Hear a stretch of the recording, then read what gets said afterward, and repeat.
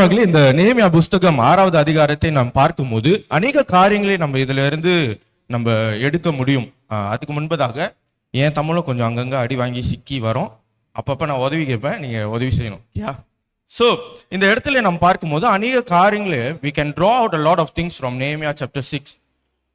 அப்போ இந்த காலகட்டத்தில் நம்மளுக்கு கர்த்தர் என்ன சொல்ல விரும்புகிறார் என்றால் 3 காரியங்களை உங்களுடைய பகுதிவாக நான் கடந்து செல்ல விரும்புகிறேன். இந்த பகுதிக்கு நம்ம கடந்து வருவதற்கு முன்பதாக before we come into this passage we should know what has happened before. இதுக்கு முன்னால என்ன நடந்தது, அதோட பின்னணி என்ன என்று சொல்லி நம்ம அறிய நம்ம அதை வாசிக்க இருக்கணும். அப்போ இங்க நான் சுருக்கமாக உங்களுக்கு சொல்லுகிறேன். நெஹெமியா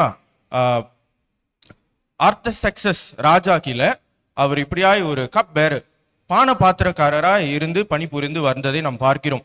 அப்ப அந்த இடத்துல இருக்கும் போது ஊழியம் செய்யும் போது ராஜா இடத்துல 2 நபர்கள் வந்து நெஹெமியா இடத்துல என்ன சொல்கிறாருங்கன்னா, எருசலேம் பட்டணம் அந்த மதில்கள் உடைந்து போயிருக்கிறது, அது மறுபடியும் கட்ட வேண்டும், அநேக காரியங்களை குறித்து பேசும்போது நெஹெமியா என்ன செய்கிறாருன்னா மனம் கசைந்து உடைந்து தேவனை பார்த்து நோக்கி ஜெபித்து அவர் உபவாசித்து ஜெபிக்கிறதை நீங்கள் 1வது அதிகாரத்துல நீங்க வாசிக்கலாம். இது பிறகு அவர் 2வது அதிகாரத்துல நீங்க பார்க்க கூடுமானால் ராஜா இடத்துல மறுநாள் போய் இதை எப்படி சொல்ல முடியும், how can I tell this story to the king so that I can go forward to help my people அப்படி என்று சொல்லி யோசிக்கும் போது அந்த இடத்துல தேவனை நோக்கி பார்த்து ஜெபித்து ராஜா அந்த இடத்துல he found favor with the king. எப்படி சொல்றது, favor, தயவு பெற்றார். ராஜா இடத்துல நெஹெமியா தயவு பெற்று கடந்து செல்கிறதை நம்ம பார்க்கிறோம். அந்த இடத்துல 3வது அதிகாரம் 2வது அதிகாரத்துல இறுதியிலே நம்ம பார்க்கலாம், இந்த சன்பலாத் தொபியா என்று சொல்லி 2 நபர்கள் அந்த இடத்துலதான் வருவாங்க. சரி, இவர்கள் யார் என்று நம்ம பார்க்குமானால் இவர்கள் வந்து ஜூயிஷ் இல்ல, இவர்கள் யாருமே இல்லை. பெர்ஷியா அந்த நாட்கள்ல அவர்கள் ஆளுகை செய்யும் போது இவங்க அங்க வந்துட்டு இவங்க ஒரு லீடர் போல, ஒரு சுருக்கமா சொல்லணும்னா they were like a leader. அந்த இடத்துல காணப்பட்டு எல்லாத்தையும் அதிகாரம் செய்து கொண்டு வந்திருந்தாங்க. அப்ப நம்ம இது பின்னணி பார்த்தோம் என்று சொன்னால் நெஹெமியா அந்த இடத்துல அந்த பட்டணத்தை மறுபடியும் உதவி செய்ய, இந்த ஆட்களுக்கு உதவி செய்ய வருகிறார் என்று சொல்லி இவங்க என்ன செய்வாங்கன்னா, எப்படியாச்சும் இவரை உள்ள வச்சிடணும், இந்த ஜனங்களுக்கு இப்படி ஒரு உதவி வர முடியும் என்று சொல்லி பொறாம அந்த நிமித்தம் என்ன செய்யறாங்கன்னா அநேக காரியங்களை திட்டம் போட்டார்களே நம்ம பார்க்கலாம். அது ஒரு சில காரியங்கள் நடந்து வந்தது. 3வது அதிகாரத்திலே 4வது அதிகாரத்திலே நம்ம வாசித்தோமானால் அந்த மதில்களை எழுப்பப்படுகிறதை நாம் பார்க்கிறோம். அதன் நடுவிலும் அநேக உபத்திரங்கள் வந்தது. இவர்கள் ஒன்றாக இணைந்து ஜெபித்து அதை பிரவேசித்ததை நாம் பார்க்கிறோம். அப்ப இந்த இடத்துல நம்ம பார்க்கும் போது இன்னொரு காரியம் வருகிறது. என்னன்னா, இந்த 10வது வசனத்திலிருந்து 14வது வசனத்திலே நம்ம வாசிக்கும் போது இவரை எப்படியாச்சும் ஒரு அக்யூசேஷன் வைத்து இவரை கீழே வைக்க வேண்டும், தள்ள வேண்டும், புறம்பே தள்ள வேண்டும் என்று சொல்லி ஒரு திட்டமாய் வைத்து ஒரு ஸ்கீம் என்ன சொல்லுவாங்க, தந்திரமாய் எப்படியாவது நெஹெமியா உழுவ வைக்க வேண்டும் என்று சொல்லி தீவிரமாய் வருகிறதை நாம் பார்க்கிறோம். அப்ப இந்த இடத்துல நம்ம முதல் காரியம் பார்க்கும் என்று சொன்னால் நெஹெமியா நன்றாய் அறிந்தார் யார் அழைத்தது என்று சொல்லி அறிந்து கொண்டார். Nehemiah knew very well who he was called by and what he was into. அப்பனா யார் அழைத்தது, என்ன ஊழியம், என்ன வேலை செய்து கொண்டிருக்கிறார் என்று சொல்லி நன்றாக அறிந்தார். அது அறிந்தபடினால் நீங்க 6வது அதிகாரம் 3வது வசனத்தை நீங்கள் வாசிங்கள். நான் அவர்களிடத்திற்கு ஆட்களை அனுப்பி நான் பெரிய வேலையை செய்கிறேன். இங்க நெஹெமியா சொல்லுகிறாரு, நான் பெரிய வேலையை செய்கிறேன். சரிம்மா, கொஞ்ச நேரம். பெரிய வேலையை செய்கிறேன் சொல்லும் போது what is the great work that he is doing? Nehemiah honors, he recognizes the work that he does. யாரோட வேலையை செய்கிறார், என்ன வேலையை செய்கிறார் என்று சொல்லி நன்றாய் அறிந்தவராய் இந்த இடத்துல காணப்படுகிறதை பார்க்கிறோம். He says very clearly, I am doing a great work. That means Nehemiah very well he knew. இன்றைக்கு சில நேரத்துல நாமளும் ஊழியம் செய்கிறோம், நாமும் அநேக காரியங்களை செய்கிறோம். ஆனா நம்ம எப்படி செய்வோம், அலட்சியமாய் செய்வோம். ஆமா தானே? சரி, இப்ப இங்க ஒரு வேலை செய்யறோம், இன்னொரு ஆள் கூப்பிடுறாங்க, நம்ம என்ன செய்வோம், சரி இது பரவாயில்ல, மற்றவங்க இருக்காங்க, 10 பேர் இருக்காங்க, இது பார்த்து நம்ம வேற வேலையை பார்த்துட்டு போவோம் அப்படின்னு சொல்லிட்டு யாரோ கூப்பிடுறாங்கன்னு சொல்லிட்டு ஃப்ரெண்ட்ஸோட என்ன செய்வோம், நம்ம போயிடுவோம். ஆனா இந்த இடத்துல நேம் அப்படி செய்யல. அந்த வேலைக்குள்ள அந்த கனத்தை, அந்த பொறுப்பை விட்டு அவர் விலகாமல் அந்த இடத்துல காணப்பட்டதை நாம் பார்க்கிறோம். அது மாத்திரம் இல்லாமல் நீங்க வாசிங்க தொடர்ந்து. நான் வரக்கூடாது, நான் அந்த வேலையை விட்டு உங்களிடத்திற்கு வருகிறதினால் அது மினக்கிட்டு போவானேன் என்று சொல்ல சொன்னேன். பிரியமானவர்களே, இங்க நம்ம பார்த்தோம்னால் அந்த வேலையை விட்டு விலகாமல் he was persistent, he was very strong, he was adamant that he will accomplish what he is doing. ஒரு வேலையை விட்டு ஆண்டவர் அனுப்பின வேலையை குறித்து அவர் அவ்வளோ கரிசனையாய் அதில் ஆர்வத்தை காண்பித்ததை நாம் பார்க்கிறோம். இன்றைக்கு பாருங்க, இவர் செய்கிறார்ல, he was so persistent. A lot of things came. இந்த சன்பலாத் தொபியாத் நீங்க 1வது அதிகாரத்திலிருந்து வாசித்தீங்கன்னா இது 3வது முறையாய் மறுபடியும் வருகிறதை நாம் பார்க்கிறோம். அதையெல்லாம் விட்டு அவர் என்ன சொல்கிறார்னா, இது ஆண்டவர் கொடுத்த வேலை, இது ஆண்டவர் கொடுத்த ஊழியம், இதை விட்டு நான் விலகாமல் இதை நான் கனத்துடன் நன்காய் பெர்ஃபெக்டா செய்து முடிக்க வேண்டும் என்று சொல்லி அந்த ஒரு பொசிஷன்ல அங்க நிக்கிறதை நான் பார்க்கிறோம். See, it shows a characteristic of a leader. It shows a characteristic of a servant of God. இன்னைக்கு நாமளும் ஆண்டவரோட பிள்ளைகளா இருக்கிறோம். நாம் செய்யும் ஊழியங்களை அதை எவ்வளவு கனமாய் எவ்வளவு கவனமாய் நம்ம செய்கிறோம் என்று சொல்லி நம்ம ஆராய்ந்து பார்க்க வேண்டும். We have to test and sit and think the ministry that we are doing, the work of God that we are doing, how well are we doing it? We have to sit and evaluate, people of God. அதற்கு கூட இன்னொரு காரியம் நம்ம இங்க பார்த்தோம் என்றால், இவர் 1வது அதிகார 19வது வசனம் நீங்க வாசித்தீர்கள் என்றால் வாசிங்க. 1வது அதிகாரம் 11வது வசனம். சாரி. ஆண்டவரே, உமது அடியானின் ஜெபத்தையும் உமது நாமத்துக்கு பயப்பட வேண்டும் என்று விரும்புகிற உமது அடியாரின் ஜெபத்தையும் உமது செவிகள் கவனித்திருப்பதாக. இன்றைக்கு உமது அடியானுக்கு காரியத்தை கைகூடி வரப்பண்ணி இந்த மனுஷனுக்கு முன்பாக எனக்கு இரக்கம் கிடைக்க பண்ணியருளும் என்று பிரார்த்தித்தேன். நான் ராஜாவுக்கு பானபாத்திரக்காரனாய் இருந்தேன். சரி, இங்க நம்ம பார்த்தோம் என்று சொன்னால் he was a cup bearer to king. You look at the elevation of a cup bearer to a leader. பாருங்க, அவர் பானபாத்திரக்காரரா இருக்கிறாரு. அதே நேரத்துல அவருக்கு அழைப்பு வருகிறது. அந்த அழைப்பு என்ன மாற்றுகிறது என்று சொன்னால், பானபாத்திரக்காரனா இருக்கிறதுல இருந்து இன்னொரு அநேக அடிகள் மேல எங்க போகுதுன்னா ஒரு தலைமைத்துவத்துக்கு கொண்டு போய் வைக்கிறதை நாம் பார்க்கிறோம். People of God, my first point is my calling. What is my calling? See, இந்த இடத்துல அநேக காரியங்களை நாம் பார்க்கிறோம். ராஜா இருக்கிறாரு, அப்புறம் சன்பலாத் தொபியா, அப்புறம் நெஹேமியா கூட இன்னொரு சில பேர் இருக்காருங்க. இவங்களுக்கு எல்லாம் வெவ்வேறு ஊழியங்கள் அழைப்புகள் உண்டு. Every season we have a different calling. See, for one season he was a cup bearer, but for the another season he was a leader who was rebuilding the wall of Jerusalem. அப்ப இன்றைக்கு நம்ம வாழ்க்கையிலும் கூட இந்த காலகட்டத்துல கர்த்தர் எனக்கு வைத்திருக்கிற அழைப்பில நான் நிற்கிறேனா என்று சொல்லி நம்ம கேட்க வேண்டும். It's not what I want to do, but it's what the Lord wants me to do.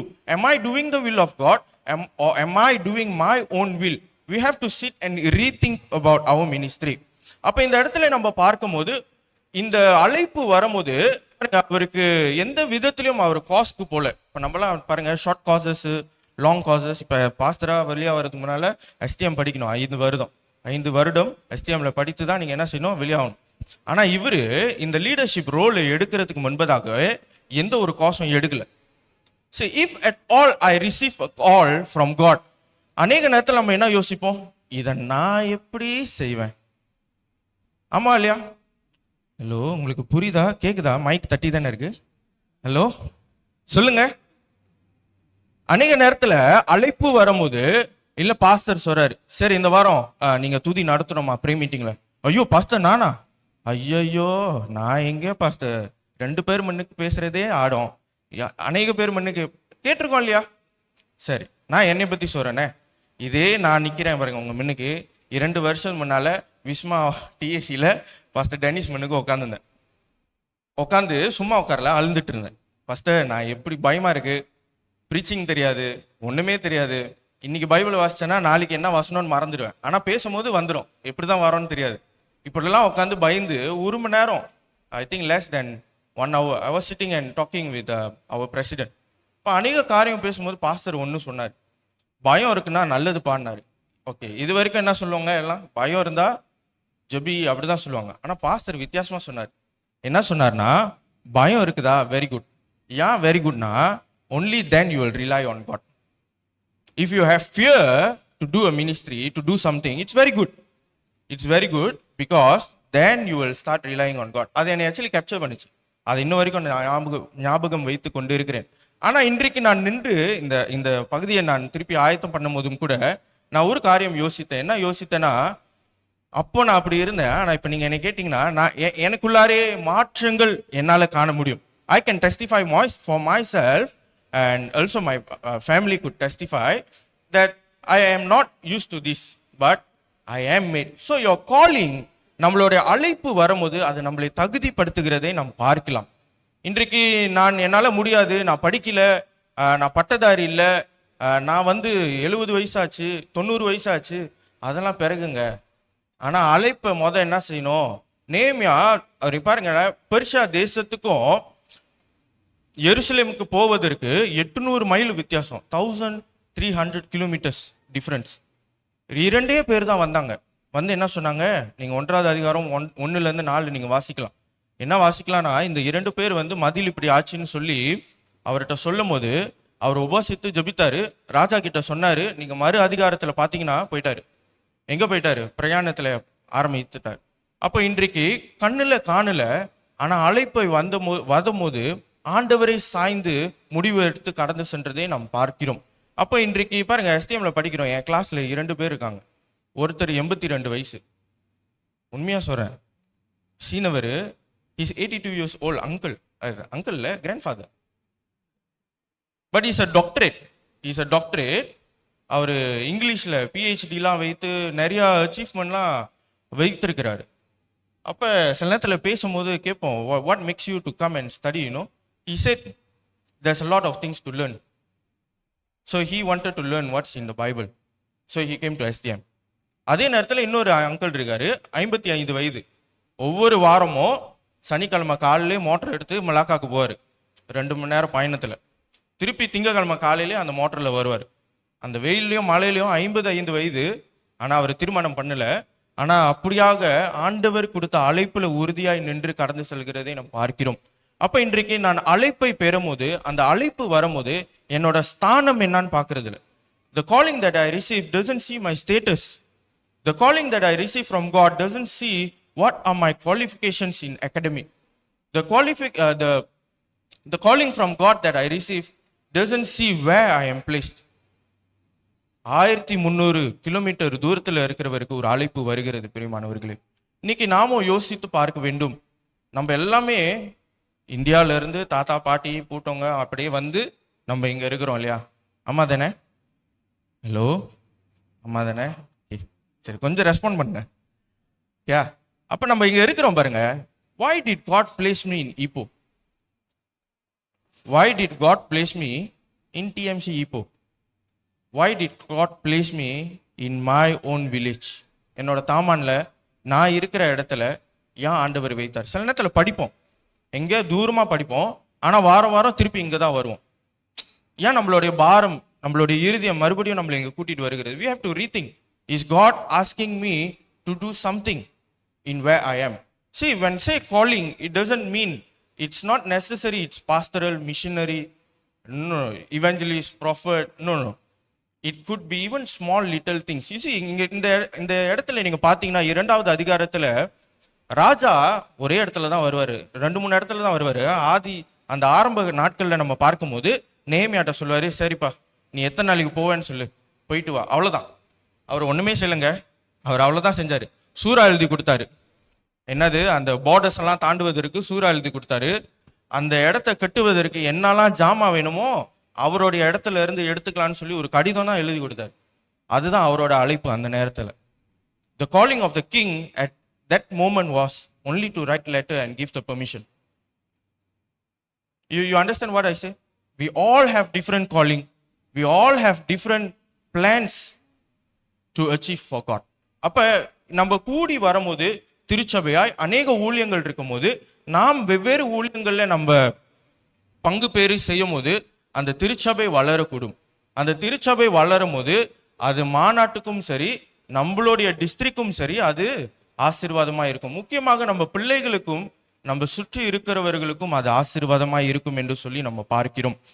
அதன் கூட நம்ம பார்த்தோமானால் இரண்டாவது காரியம் இந்த இடத்துல நம்ம பார்க்கும் போது, நீங்க 10வது வசனத்தை நீங்க வாசிங்க. மெகதாபேயலின் குமாரனாகிய தெலாயாவின் மகன் செமாயா தன் வீட்டிலே அடைக்கப்பட்டிருக்கும் போது நான் அவனிடத்தில் போனேன். அப்பொழுது அவன், நாம் இருவருமாய் தேவனுடைய வீடாகிய ஆலயத்துக்குள்ளே போய் தேவாலயத்தின் கதவுகளை பூட்டுவோம் வாரும், உம்மை கொன்று போட வருவார்கள், இரவிலே உம்மை கொன்று போட வருவார்கள் என்றான்.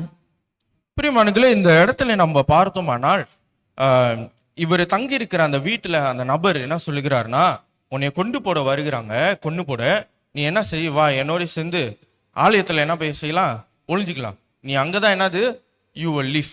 So you will live in the temple. So let's go and hide in the temple என்று சொல்லி ஒரு ஆலோசனை அவர் கூட இருக்கிற நண்பர் கொடுக்கிறதை நாம் பார்க்கிறோம். இங்க பார்த்தோமானால் அவரு, நீங்க அதை தொடர்ந்து வாசிக்கும் போது 11வது வசனத்தை நீங்க வாசிங்கள். அதற்கு நான், என்னை போன்ற மனிதன் ஓடி போவானோ, என்னை போன்றவன் உயிர் பிழைக்கும்படி தேவாலயத்திலே போய் பதுங்குவானோ, நான் போவதில்லை என்றேன். பிரியமானவர்களே, இந்த இடத்துல ஒரு காரியத்தை நாம் பார்க்கலாம். அது 2 தட்டி வருகிறது. என்னை போன்ற மனிதன், என்னை போன்ற மனிதன். You see, he was very well knew who he was in Christ. He knew very well who he was in Christ. இன்றைக்கு பாருங்க, அநேக நேரத்துல நீங்க இந்த காலத்துல பாத்தீங்களா, இந்த LGBTQ அதிகமா வந்து பயங்கரமா இது பண்ணிடுச்சு. A lot of places and people have lost their identity. But we see Nehemiah in such a circumstance, he knew his identity in Christ. He knew very well who he was to Christ, who he was in Christ. இன்றைக்கு பாருங்க, அந்த identity என்ன சொல்லுவாங்க தமிழ்ல, அடையாளம். அந்த அடையாளம், அந்த கிறிஸ்துவின் அடையாளம், கிறிஸ்துவின் சாயல்ல நான் இருக்கிறேன் என்று சொல்லி 2 முறை அவர் சொல்லுகிறார், என்னை போன்ற மனிதன். He knew very well. ஒரு ஆள் பேசும்போது இவர் திருப்பி சொல்றாரு அவர்கிட்ட, ஹலோ, என்ன மாதிரி மனுஷன் போய் இந்த மாதிரிலாம் செய்யலாமாயா? ஹலோ, சொல்லுங்க சொல்லுங்க, நீங்களும் சொல்லுங்க, என்ன மாதிரி மனுஷன், என்ன மாதிரி தேவ பிள்ளை இதெல்லாம் செய்யலாமா? பாருங்க, இன்றைக்கு it shows who we strongly rely even at very tight circumstance. பாருங்க, இந்த இடத்துல நம்ம 2 காரியங்களை நாம் பார்க்க முடியும். அவரு இங்க வருகிறாரு, ஒரு தலைவராக தான் வருகிறார் நெஹெமியா. When he came here, he was a leader who was setting an example to the people. இந்த இடத்துல நீங்க பார்த்தீங்கன்னா 5வது அதிகாரத்தை நீங்க வாசித்தீங்கன்னா, இந்த மக்கள் அநேக அழுத்தங்கள்ல இருப்பாங்க, அவங்களுக்காக எந்திரிச்சு நிக்க மாட்டாங்க. அப்ப நெஹெமியா அதெல்லாம் சொல்லி கொடுக்கிறாருல. இப்ப அவருக்கே 6வது அதிகாரத்துல அதே போல ஒரு சூழ்நிலை வரும்போது அவரு என்னது அதை காண்பிக்கிறார். நான் சொல்றது மாத்திரம் இல்ல ஐயா, நான் செய்கிறேன்.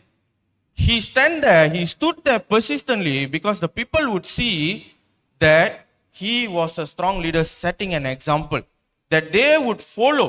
ஏன்னா நீங்க 4வது அதிகாரத்துல நீங்க வாசித்தீங்கன்னா 4:14 அவர் சொல்லுவாரு, நீங்க உங்க மக்களுக்காக போராடுங்க, உங்க பிள்ளைகளுக்காக போராடுங்க, உங்க மனைவிக்காக போராடுங்க, உங்க தகப்பனுக்கு போராடுங்க என்று சொல்லி 4வது அதிகாரம் 14வது வசனத்திலே நம்ம வாசிக்கலாம். அப்ப அத சொல்லுகிறது மாத்திரமல்ல, அவர் செய்து காண்பிக்கிறதை நான் பார்க்க முடியும். இன்னொரு காரியம் நீங்க அதிலே வாசிச்சீங்கன்னா, நான் எப்படி போயிட்டு ஆலயத்துல ஒளிய முடியும் சொல்லும் போது அவர் பாருங்க, எவ்வளவு நெருக்கடியான சூழ்நிலை இருந்தாலும் அந்த ஸ்தலத்துக்கு உள்ள மரியாதையை, கனத்தை அவர் கொடுத்தவராய் இருக்கிறார். We all know at that moment only high priest can go into the temple. ஆமா தானே? எல்லாத்துக்கும் தெரியும் தானே? ஹலோ, ஓகே, எல்லாத்துக்கும் தெரியும். ஹை priest என்ன சொல்லுவாங்க? பிரதான ஆசாரி. சரி, இந்த பிரதான ஆசாரியர் தான் என்ன செய்யும், உள்ளுக்கு போக முடியும். ஆனா இவரோட சுயநலத்துக்காக அந்த இடத்துல அவர் போக கூடாது என்று சொல்லி அவர் அங்க ஒதுக்குனதை நாம் பார்க்கிறோம். We have to know who we are in Christ so that we don't go over our limits. You understand what I say? So how in what ways did Nehemiah came into all these situations. We can read chapter 2 verse 1 and 2. இரண்டாவது அதிகாரம் வசனம் 1-2 நாம் வாசிக்க கேட்போம். அர்த்தசஷ்டா ராஜாவின் 20ஆம் வருஷம் Nissan மாதத்திலே திராட்சரசம் ராஜாவுக்கு முன்பாக வைத்திருக்கையில் நான் அதை எடுத்து அவருக்கு கொடுத்தேன். நான் முன் ஒருபோதும் அவர் சமூகத்தில் துக்கமாய் இருந்ததில்லை. அப்பொழுது ராஜா என்னை பார்த்து, நீ துக்கமுகமாய் இருக்கிறது என்ன? உனக்கு வியாதி இல்லையே? இது மனதின் துக்கமே ஒழிய வேறொன்றும் அல்ல என்றார். அப்பொழுது நான் மிகவும் பயந்து, ஓகே பாருங்க, அப்பொழுது நான் மிகவும் பயந்து. ஃபர்ஸ்ட் எங்க ஆரம்பிக்குதுன்னா மைண்ட்ல. ஹலோ, இன்னைக்கு நம்மளுக்கு அழைப்பு வரும்போது, பிரச்சனை வரும்போது எங்க திரும்ப நம்ம விழுவோம்? Mind. The mind is the one that controls everything. நம்மளுக்கு எல்லாம் தெரியும், நம்ம தீர்மானம் செய்யும் போது அநேக காரியங்களை யோசிப்போம், செய்வோம். அப்ப இவருக்கு ஏற்கனவே என்ன சொன்னாரு? இத ராஜா இடத்துல எப்படி சொல்ல போறேன்னு சொல்லி தெரியலன்னு சொல்லி சொன்னதை நம்ம பார்க்கிறோம். அந்த இடத்துல நம்ம பார்க்கும்போது இப்ப அந்த இடத்துல ராஜா கேட்கிறாரு, ஏன் நீ சோகமா இருக்கிற? நீங்க பாருங்க, ராஜாவோட சமூகத்துக்கு நம்ம போகும்போது அந்த இடத்துல சோகமா போக முடியாது. சோ அதனாலதான் அவர் என்ன செய்கிறாரு? பயப்படுறாரு. அவர் சிந்தனையில ஓடுகிறது, இதை நான் எப்படி ராஜா இடத்துல சொல்லுவேன், நான் இதை எப்படி கடந்து செல்வது என்று சொல்லி யோசிக்கும் போது நீங்க அதை தொடர்ந்து வாசிச்சீங்கன்னா அங்க போட்டிருக்கோம், then I prayed to God, then I prayed to the Lord. He prayed.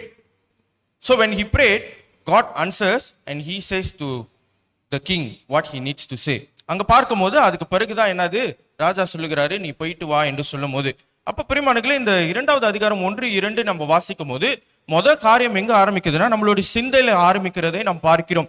இந்த சிந்தையில ஆரம்பிக்கிற காரியங்களை அவர் எப்படி முடிவுக்கு கொண்டு வந்தார் என்று சொன்னார் பார்த்தோம்னால், அவர் ஜெபித்ததை நாம் பார்க்கிறோம். See, if today we are thinking, we are deciding on something, there's something that is in our thought very high.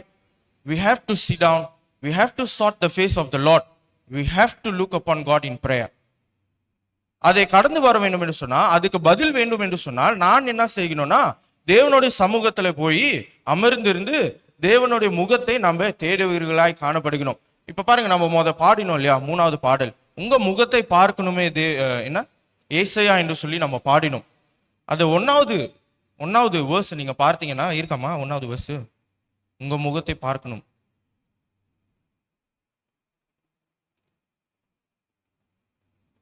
இல்லையா? சரி, பரவாயில்ல. சரி, அதுல பார்க்கும்போது எந்த பாடுகள் மறைய வேண்டும் அப்படின்னு சொல்லி நம்ம பாடும் இல்லையா, எந்த பாடுகள் எந்த தேசத்துல உள்ள காரியங்கள் மறைந்து போக வேண்டும், இதெல்லாம் பார்க்கும்போது உங்க முகத்தை பார்க்க வேண்டுமே ஏசையான்னு சொல்லும் போது, Lord I need to come to you in prayer. How do we sought the face of the Lord? எப்படி நான் தேவனை தரிசிக்க முடியும்? பரிசுத்தம் வேண்டும். அதே நேரத்துல நான் என்னது ஜெபத்துல போய் அமர்ந்திருக்க வேண்டும். சும்மா நடந்துட்டு ஹலோ ஹாய் கவான் அப்படின்லாம் சொல்லி பேசிட்டு ஆண்டவர் பேசல, ஆண்டவர் பார்க்க முடியலன்னு சொன்னாக்கா அது நம்மளை ஏமாத்துறோம்னு அர்த்தம். நம்ம ஜெபிக்கணும், வேதத்தை வாசிக்கணும். அதை நம் நேர்மையா செய்கிறதை நாம் பார்க்கிறோம். அப்ப இன்றைக்கு எல்லா ஊழியங்கள்லயும் எல்லா சூழ்நிலையிலும் நம்மளுக்கு சேலஞ்ச் இருக்கு. சேலஞ்ச் என்ன சொல்லுவாங்க? சவால்கள். தேங்க்ஸ்மா. சவால்கள் உண்டு எல்லா ஊழியங்கள்லயும். நம்ம இன்னைக்கு கரிப்பாப் கொடுத்தா கூட சவால்கள் இருக்கு. பாருங்க, எனக்கு என்ன மாதிரி கரிப்பாப் கொடுத்துருக்காங்க. சரி, உதாரணத்துக்கு சொல்றேன். அவங்களுக்கெல்லாம் வெள்ளையேன்னு இருக்கு, எனக்கு மட்டும் கருப்பா கொடுத்துருக்காங்க. அப்புறம் கரிப்பாப்பு என்ன இவ்வளவு உரப்பா இருக்கு, நீ பாருங்க உள்ளுக்கு ஃபீலிங் இல்லை. அது கரிப்பாப்பு கொடுக்குற ஊழியத்திலையும் அங்க ஒரு சேலஞ்ச் இருக்கிறது. அப்ப எல்லா ஊழியத்திலையும் சேலஞ்ச் இருக்கு. கோப்பி கலக்கிற ஊழியத்துல கூட சேலஞ்ச் இருக்கு. வேன் எடுக்கிறோம்னு சொன்னாக்கா வேன்ல எடுக்கிறதுலயும் சேலஞ்ச் இருக்கு. எல்லா ஊழியத்திலையும் சேலஞ்ச் இருக்கு. அது சபை மக்களா இருக்கட்டும், அது சபை போதகர்களா இருக்கட்டும், எல்லாத்துக்குமே எல்லா சேலஞ்சும் இருக்கிறது. ஆனா இந்த சேலஞ்சை நம்ம எப்படி மேற்கொள்வது என்று சொல்லிதான் இன்று நேமியா புஸ்தகத்திலே நாம் வாசிக்கும் போது நாம் கற்றுக்கொள்ளலாம். அப்ப இன்றைக்கு ஜெபிக்கிறதை நாம் பார்க்கிறோம். 2வது காரியம், 2வது அதிகாரம் 19வது வசனத்தை நாம் வாசிக்க கேட்போம்.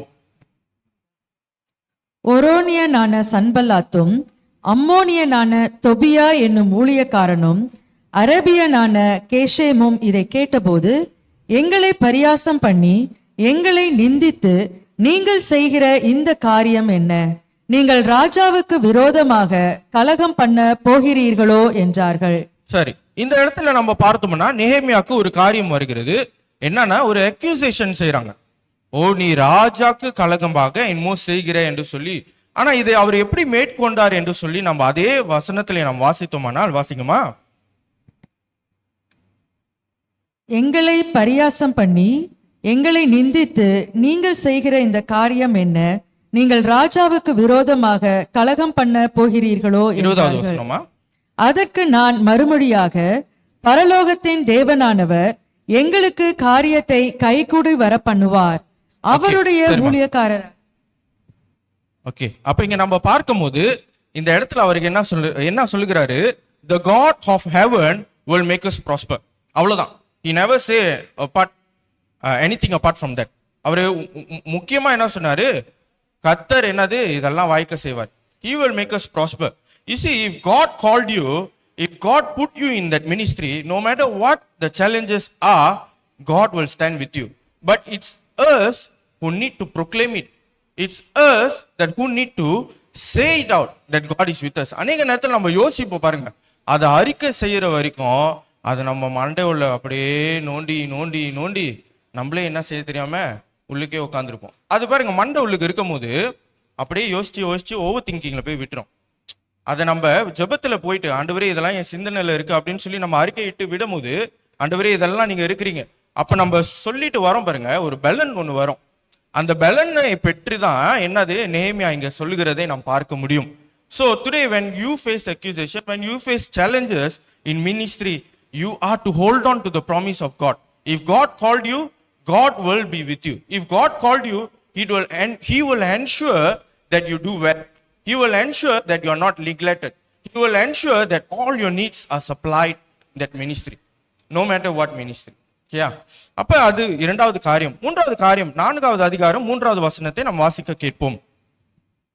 அப்பொழுது அம்மோனியனாகிய தொபியா அவன் பக்கத்தில் நின்று, அவர்கள் கட்டினாலும் என்ன, ஒரு நரி ஏறி போனால் அவர்களுடைய கல் மதில் இடிந்து போகும் என்றான். இங்க என்ன நடக்குதுன்னா, சன்பலாத்தும் தொபியாவும் வராங்க. என்ன சொல்றாங்கன்னா, ஐயோ நீ கட்டுனதா, ஒரு நரி ஏறி போனா கூட உடஞ்சிரும், என்ன நீ கட்டியிருக்க. இப்ப மக்கள்லாம் என்ன செஞ்சுட்டாங்க? ஆடி போய் அப்படியே பயத்துல உட்காந்துட்டாங்க. See, they were discouraged. But even at the discouragement, you can follow and see. You read chapter 4, verse 3 onwards. They again sought the face of the Lord. They went to God and prayed. You can see 9வது வசனத்தை நீங்க வாசிக்கலாம். 4வது அதிகாரம் 9வது வசனத்தை பார்க்கும்போது, நான் கர்த்தரை நோக்கி ஜெபித்து காவல் வைத்தது மற்ற காரியங்கள்லாம் அவர் செய்கிறதை பார்க்கலாம். So if today in our ministry, if you are facing challenges such as accusation, we are facing challenges, a lot of things are running in our mind. We are facing challenges such as discouragement. Remember, the Lord is there with you. Remember, God is there holding our hands. இதோட சேர்ந்து நம்ம காரியம் என்ன பார்க்கலாம்னா, இன்னைக்கு நம்மளுக்கு எல்லாம் வேலைக்காரவங்க இருப்பாங்க, இல்லாட்டி நம்மளுக்கு முதலாளி இருப்பாங்க. ஓகேயா? ஒண்ணு வேலைக்காரவங்க இருப்பாங்க, இல்ல முதலாளி இருப்பாங்க. இன்னைக்கு வேலைக்காரவங்களுக்கு ஒண்ணுனா யார் வருவா? Hello,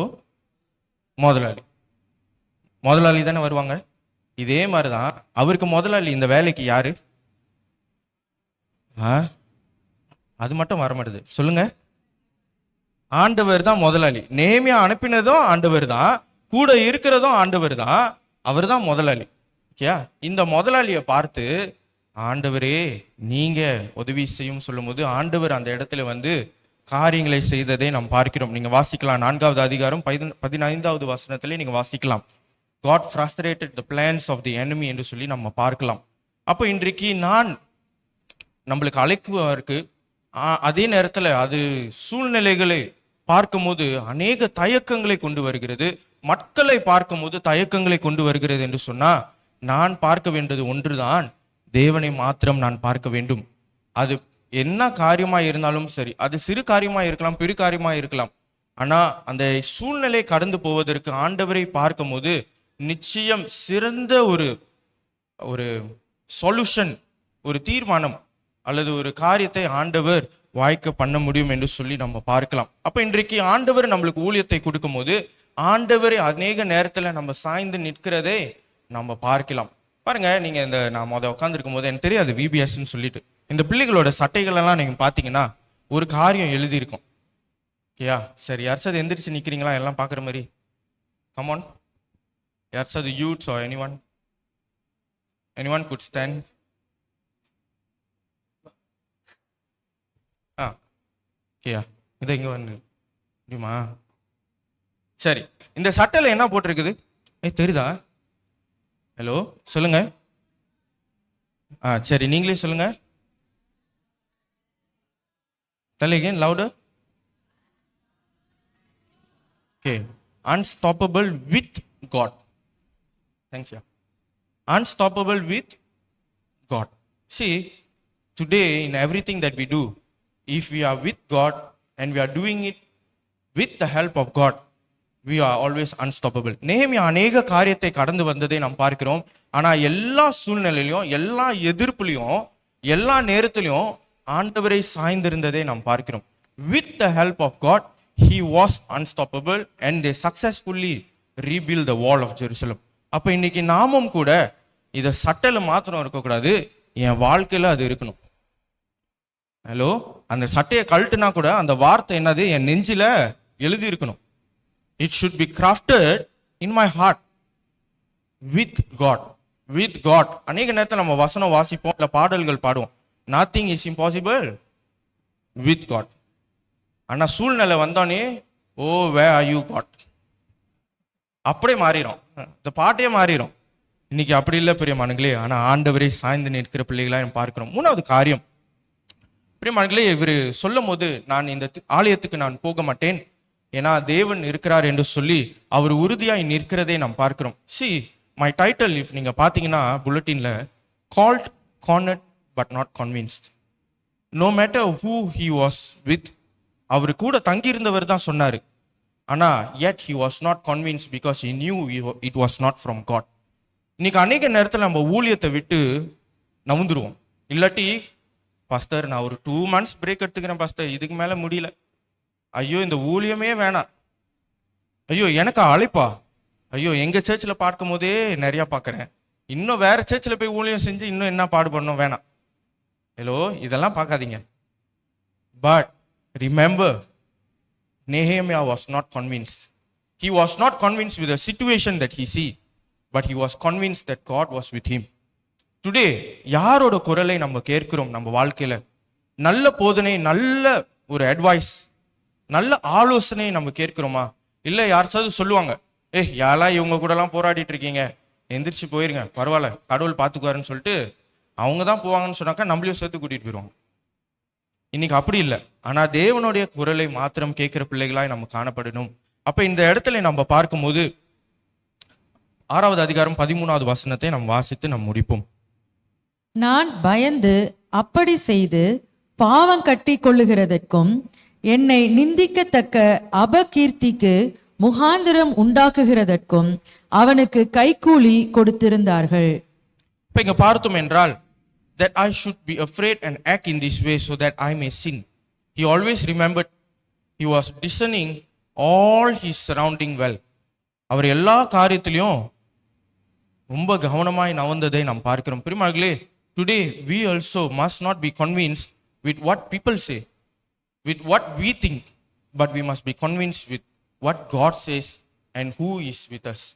So therefore I would like to end with 3 questions. நீங்க எழுதி வைத்துக் கொள்ளலாம், நீங்க இதை போய் நீங்க தியானிக்கலாம். முதல் கேள்வி, have I answered God's true calling or did I just declare my plans and I tell it's God's call? இன்னைக்கு நான் ஆண்டவருடைய அழைப்புக்கு மறுமொழி கொடுக்கிறேன்னா, இல்ல நான் எல்லா ஊழியத்தையும் செய்துட்டு இதுதான் ஆண்டவர் எனக்கு கொடுத்த ஊழியம்னு சொல்லி நான் என்னோட வாழ்க்கையை நடத்தி செல்கிறேனா என்று சொல்லி நம்ம பார்க்க வேண்டும். இரண்டாவது காரியம், am I faithful and trusting on God even when I'm cornered? இன்னைக்கு என்னை சுத்தி சூழ்நிலை நெருக்கும் போது நான் இன்னும் ஆண்டவர் மேல விசுவாசமா இருக்கிறேனா? இன்னும் நான் ஆண்டவரை சாய்ந்து இருக்கிறேனா? இல்ல இவர்களெல்லாம் பார்த்தாக்கா இவங்க நல்ல ஆலோசனை கொடுப்பாங்கன்னு சொல்லி நம்ம மக்கள் மேலே நம்ம சாய்கிறோமா என்று சொல்லி நம்ம பார்க்க வேண்டும். மூன்றாவது காரியம், யாருடைய சத்தத்துக்கு, யாருடைய தீர்மானத்துக்கு, பிளான்ஸ்க்கு இன்னைக்கு நான் கன்வின்ஸ்டா இருக்கிறேன்? whose plan and whose voice am I convinced to? இவங்க ரொம்ப நல்லவங்க, இவங்க சொன்னா நான் கேட்பேன், அவங்க தவறா சொன்னா கூட பரவாயில்ல, அவங்க எவ்வளவு நல்லவங்க தெரியுமா? அந்த மாதிரி இருக்கிறோமா? இல்ல இதுல எல்லாமே ஓகே, ஆனா ஆண்டவர் இது என்ன சொல்லுகிறார் என்று சொல்லி ஆண்டவருடைய சத்தத்துக்கு நம்ம காத்திருக்கிறோமா என்று சொல்லி நம்ம இருக்க வேண்டும். So children, you also here, remember in everything. நீங்க எதை செய்தாலும் சிறு பிள்ளைகளாய் இருக்கும் போது நீங்க கற்றுக்கொள்ள வேண்டும், கர்த்தரை சாய்ந்து இருக்க வேண்டும். Always hold on to Jesus and only look upon him. வாருங்கள், இதை வைத்து நாம் கண்களை மூடி நாம் ஜெபம் செய்வோம். ஸ்தோத்திரிக்கிறோம் அன்பின் தகப்பனே, இந்த நாளிலும் கூட கர்த்தாவே, எங்களுக்கு இருக்கிற அழைப்புகள் வெவ்வேறு அழைப்புகளாய் இருந்தாலும் ஆண்டவரே, அந்த அழைப்புக்கு நாங்கள் எப்படி செவி சாய்க்க வேண்டும் என்று சொல்லி கர்த்தர் ஆண்டவரே இந்த நாளில் எங்கள் இருதயத்தில் பேசினதுக்காய் நன்றி செலுத்துகிறோம். ஆண்டவரே, இந்த அழைப்பிலே ஆண்டவரே நாங்கள் தீர்மானம் செய்து நாங்கள் நிற்போம் என்று சொன்னால் அதில் வருகிற சவால்களை மேற்கொள்வதற்கு கர்த்தர் இந்த நாளிலே எங்களுக்கு வேண்டிய பலனையும் திராணியும் கர்த்தர் நீ கொடுக்கும்படியாய் நாங்கள் ஜெபிக்கிறோம். Lord, if we have answered your call and we are walking in it, Lord, we pray for all strength that we need to come from you alone. ஆண்டவரே, இதை வித்து நாங்கள் ஜெபிக்கிறோம். அது மாத்திரமல்லாமல் ஆண்டவரே, பிறர் சொல்லுகிறதை கேட்டு நாங்கள் நடவாமல் நீர் சொல்லி ஆண்டவரே நீர் சொல்லி கொடுக்கிற பாதையில நாங்கள் கீழ்ப்படிந்து நடக்க கர்த்தர் கிருபை செய்து அருளும்படி நாங்கள் ஜெபிக்கிறோம். இதோ உமக்கு கீழ்ப்படிந்து நாங்கள் இந்த வார்த்தைகளை தொடர்ந்து தியானிக்கும்படியாய் கர்த்தர் எங்களோட பேசும். மாறாத இயேசுவின் நாமத்திலே ஜெபிக்கிறோம் எங்கள் ஜீவனுள்ள பிதாவே, ஆமென்.